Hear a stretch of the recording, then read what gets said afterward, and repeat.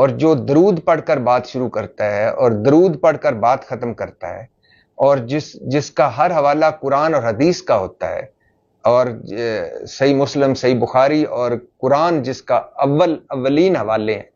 اس کو بھی سنا جانا چاہیے۔ ارشاد بھٹی آج کل بار بار اپنی ویڈیوز میں ایک بات کر کے لوگوں کو مطمئن کرنے کی کوشش کر رہا ہے مرزا کے حوالے سے کہ جی وہ تو ہر ویڈیو کے شروع میں بھی درود پڑھتا ہے، آخر میں بھی درود پڑھتا ہے، وہ ہر حوالہ قرآن بخاری مسلم سے دیتا ہے۔ حالانکہ قرآن بخاری مسلم کا نام لے کر مرزا نے جتنے جھوٹ بولے ہیں اور جتنے دھوکے دیے ہیں، دجل کیے ہیں، شاید ہی کسی نے کیے ہوں۔ ارشاد بھٹی کے لیے ہم ایک نمونہ پیش کر دیتے ہیں، بخاری کا نام لے کر یہ کس طرح صحابہ کرام رضی اللہ تعالیٰ عنہ پر بڑے بڑے سنگین الزامات لگا چکے ہیں۔ اگر ارشاد بھٹی کے کسی لیڈر پر کوئی الزام لگائے کہ اس نے بیت المال سے تھوڑا سا گھپلا کیا ہے، تو تھوڑے سے گھپلے کے الزام پر بھی ارشاد بھٹی سیخ پا ہوگا اور فوراً کلپ بنائے گا، لیکن مرزا نے صحابہ کرام رضی اللہ تعالیٰ عنہ پر اربوں روپے کے گھپلے کا الزام لگایا ہے۔ وہ ہم آپ کو سنا دیتے ہیں، پھر دیکھتے ہیں ارشاد بھٹی اس پر بھی کلپ بناتا ہے یا نہیں۔ ویسے تو بہت سارے اس نے جھوٹ بولے ہیں، بہت سارے جھوٹے الزامات لگائے ہیں صحابہ کرام رضی اللہ عنہ پر۔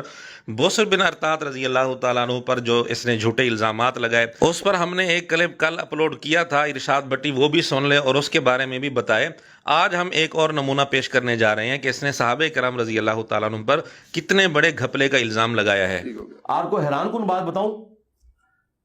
یہ لوگوں کو یقین نہیں آئے گا، آپ بخاری شریف کھولیں۔ جی کھول لی بخاری شریف، 3129 نمبر روایت۔ حضرت زبیر جب شہید ہوئے نا، آج کے اربوں روپے کے مقروض تھے، سرکار کروڑوں نہیں، اربوں۔ وہ آپ سونے کی ویلیو کیلکولیٹ کریں آج کے حساب سے۔ اب آپ سوچیں گے حضرت زبیر عشرہ مبشرہ، اور وہ جنگ جمل سے ایک دن پہلے اپنے بیٹے کو کہہ رہے ہیں، بخاری کے الفاظ ہیں کہ ہو سکتا ہے میں کل مارا جاؤں تو تم نے میرا قرض اتارنا ہے۔ اب آپ سوچیں گے کہ اس کے اوپر قرض اربوں روپے کا ہے، وہ کتنے کی دیر ہو رہے ہیں؟ ہوا یہ تھا کہ اس زمانے میں بینک نہیں ہوتے تھے، لوگ جو ہے وہ بڑے لوگوں کے پاس اپنی مانتے رکھواتے تھے، وہ مانتے انہوں نے رکھوا دی، آگے انہوں نے وہ بھی غریبوں میں بانٹنی شروع کر دی۔ ادھار تو ادھار نہیں ہوتا ہے، حضرت علی کو نہیں تھے حضور ڈیوٹی لگا کے کہ مانتے واپس کرنی ہے، وہ ادھر غریبوں میں لٹا دی، اور جن کی مانتے تھی وہ واپس دینی تھی۔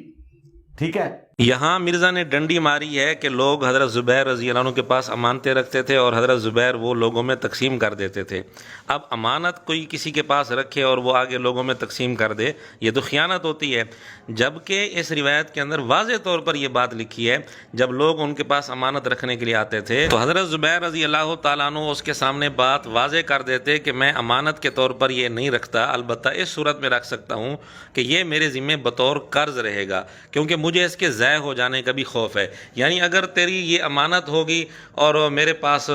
وہ ضائع ہو گئی تو پھر تیرا نقصان ہوگا، کیونکہ امانت اگر کسی کے پاس ضائع ہو جائے خود بخود تو اس پر وہ تاوان نہیں ہوتا۔ لیکن حضرت زبیر رضی اللہ تعالیٰ عنہ اس کو قرض بنا دیتے۔ قرض جب بن جاتا ہے تو اس کے بعد اس کی ادائیگی لازم ہو جاتی ہے، اس کے ضائع ہونے کا خوف نہیں ہوتا۔ پھر قرض بن جانے میں یہ بھی سہولت ہوتی ہے کہ انسان اپنی مرضی سے اس کو جیسے چاہے خرچ بھی کر سکتا ہے۔ امانت کے اندر تصرف کرنا اور اس کو آگے خرچ کرنا یہ جائز نہیں ہوتا۔ تو حضرت زبیر رضی اللہ تعالیٰ عنہ اس کو امانت کے طور پر نہیں لیتے تھے، قرض کے طور پر لیتے تھے۔ لیکن مرزا نے یہ بات واضح نہیں کی، جس کی وجہ سے سننے والا تو یہ سمجھے گا کہ لوگ ان کے پاس امانتیں رکھتے تھے اور وہ آگے لوگوں میں تقسیم کر لیتے تھے، یعنی حضرت زبیر رضی اللہ تعالیٰ عنہ نعوذ باللہ کیا امانتوں میں خیانت کرتے تھے؟ بعد میں کتنی مشکل سے حضرت عبداللہ ابن زبیر نے وہ قرضہ اتارا ہے، اور وہ اس طرح اتارا ہے، وہ بھی خیر کیا اتارا، وہ بیت المال سے ہی پیسہ گیا سارا۔ حضرت معاویہ کو ریکویسٹ کی کہ حضرت زبیر کی یہ زمین ہے، وہ زمین تھی سپوز 1 کروڑ روپے کی، انہوں نے کہا یار یہ آپ 1 ارب کی خرید لیں تو چلیں، تو حضرت معاویہ نے بھی جیب سے کوئی نہیں دیا، بیت المال سے ان کو پیسے دیے۔ اس طرح مختلف جگہوں سے پیسے کٹ کر کے انہوں نے اپنے باپ کا قرضہ اتارا۔ اس چند سیکنڈ کی گفتگو میں مرزا نے بڑے بڑے جھوٹ بولے ہیں حضرت معاویہ رضی اللہ تعالیٰ عنہ پر، حضرت عبداللہ بن زبیر رضی اللہ تعالیٰ عنہ پر بہت بڑا الزام لگایا ہے کہ بیت المال سے اربوں کا گھپلا کیا گیا، نعوذ باللہ۔ سب سے پہلے مرزا نے بات کی کہ جی بڑی مشکل سے قرضہ ادا ہوا، حالانکہ ایسی کوئی بات نہیں۔ بخاری 3129 نمبر روایت، اسی روایت میں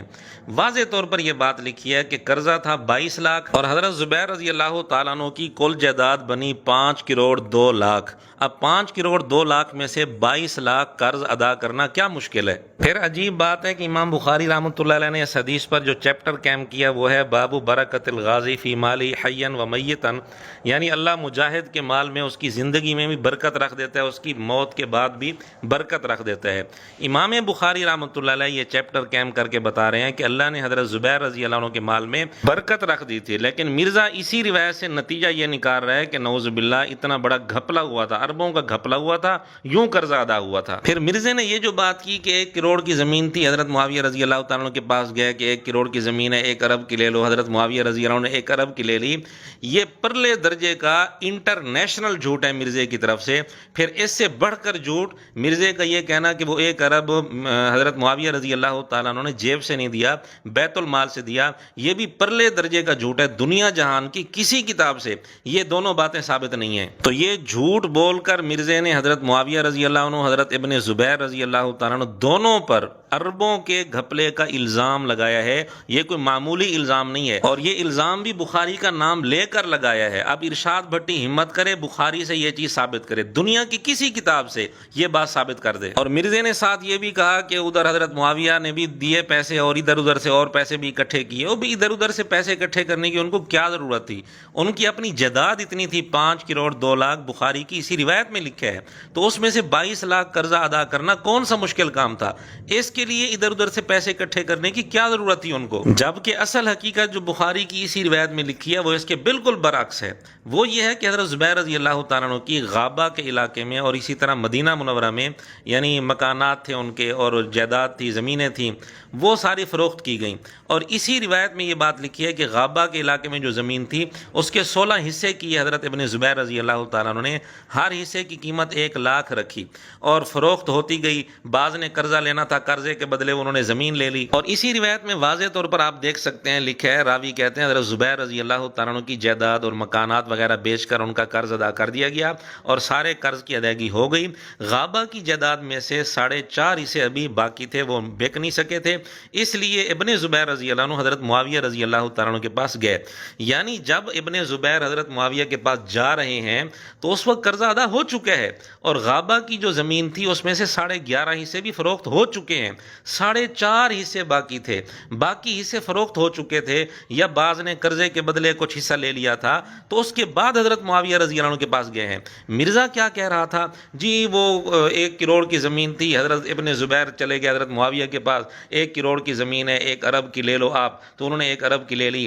یعنی مرزا نے اپنی گفتگو میں یہ تاثر دیا کہ وہ ساری زمین جتنی تھی حضرت معاویہ نے لی اور کسی اور نے لی ہی نہیں ہے، حالانکہ سراسر جھوٹ ہے۔ اسی روایت میں یہ بات واضح طور پر لکھی ہے کہ 16 حصوں میں سے 11.5 حصے فروخت ہو گئے اور قرضہ ادا ہو گیا۔ پھر حضرت ابن زبیر رضی اللہ تعالیٰ عنہ حضرت معاویہ کے پاس گئے ہیں، تو جب حضرت معاویہ کے پاس گئے ہیں وہ قرضہ ادا کر کے گئے تھے، اور بخاری کی اسی روایت میں یہ بھی واضح طور پر لکھا ہے کہ وہ جو 4 حصے باقی تھے جب حضرت معاویہ رضی اللہ عنہ کے پاس گئے تو حضرت معاویہ نے پوچھا کتنے حصے باقی ہیں، انہوں نے کہا 4.5 حصے۔ وہیں 3 حضرات اور بیٹھے تھے، ایک حصہ انہوں نے لے لیا، آخر میں 1.5 حصہ بچا، وہ حضرت معاویہ رضی اللہ تعالیٰ عنہ نے لیا، اور اتنی قیمت کے بدلے جتنی قیمت کے بدلے باقی انہوں نے لیا تھا، یعنی 1.5 حصہ 1.5 لاکھ کا حضرت معاویہ رضی اللہ تعالیٰ عنہ نے لیا۔ اتنی سی بات تھی، اس کو بڑھا چڑھا کر مرزا نے کیا سے کیا بنا دیا کہ جی 1 کروڑ کی زمین تھی، 1 ارب کی حضرت معاویہ رضی اللہ تعالیٰ نے لے لی، اور اس میں دونوں شریک تھے اس گھپلے میں، نعوذ باللہ۔ حالانکہ حضرت معاویہ رضی اللہ تعالیٰ عنہ نے غابہ کی زمین کے 16 حصوں میں سے 1.5 حصہ خریدا تھا،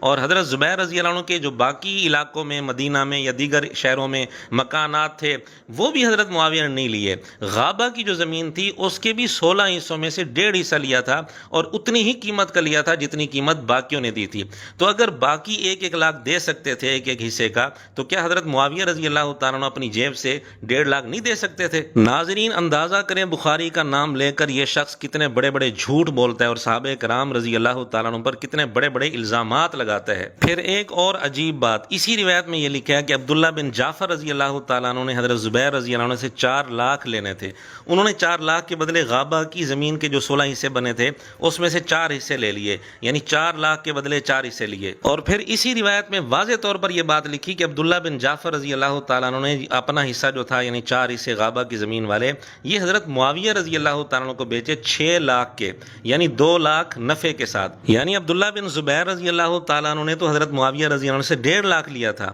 اور عبداللہ بن جعفر رضی اللہ تعالیٰ عنہ یہ حضرت معاویہ رضی اللہ تعالیٰ عنہ سے 6 لاکھ لے رہے ہیں۔ اب عبداللہ بن جعفر کون ہیں؟ سیدنا علی رضی اللہ تعالیٰ عنہ کے بھتیجے ہیں، جعفر طیار رضی اللہ تعالیٰ عنہ کے بیٹے ہیں، سیدنا علی رضی اللہ تعالیٰ عنہ کے تربیت یافتہ ہیں۔ اب اگر مرزے کے الزام کو صحیح مان لیا جائے کہ حضرت معاویہ رضی اللہ عنہ نے ابن زبیر رضی اللہ عنہ کو پیسے جیب سے نہیں دیے، بیت المال سے دیے، یعنی 1.5 لاکھ جو اس روایت میں ہے،